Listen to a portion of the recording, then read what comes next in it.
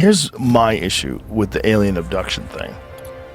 Other than there's not like any real solid evidence that you could point to that's very convincing. It always happens at night. Mm-hmm. And it always happens during periods where people sleep. And when you're sleeping, I'm not saying always. Okay, I'm sure there's some stories out there. I'm sorry.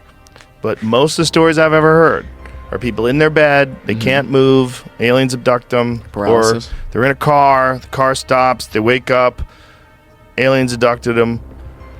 When you go to sleep and you dream, there are psychedelic chemicals that your brain makes. Mm-hmm. And we don't know how much they're making. We don't know what effect that's having on your dreams. We don't know what is going on. What is going on with dreams? What is going on with vivid dreams? What is going on with dreams that they're indiscernible from real life and sometimes in a strange way. Like, what is that? Is that a psychedelic state your brain goes into every night? Yeah. And if chemicals vary in human beings, serotonin varies, dopamine varies, everything varies, testosterone varies, estrogen varies, it varies. Wouldn't you just assume those psychedelic chemicals would vary?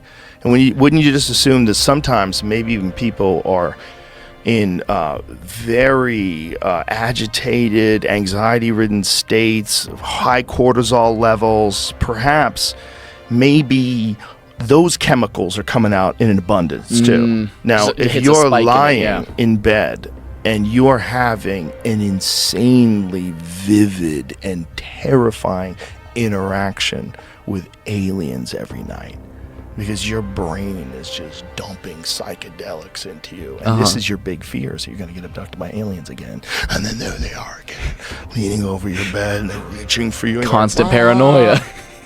and then here's the mind fuck of all mind fucks.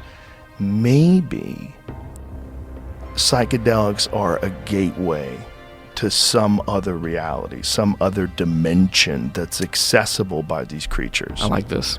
And that when you are getting abducted, you really are getting abducted. Like whatever your being is, or your spirit, or whatever is you, is getting, you're interacting with these things. And it feels real because it is real. And because we're thinking about the ability to come in contact with other life forms as being a physical thing.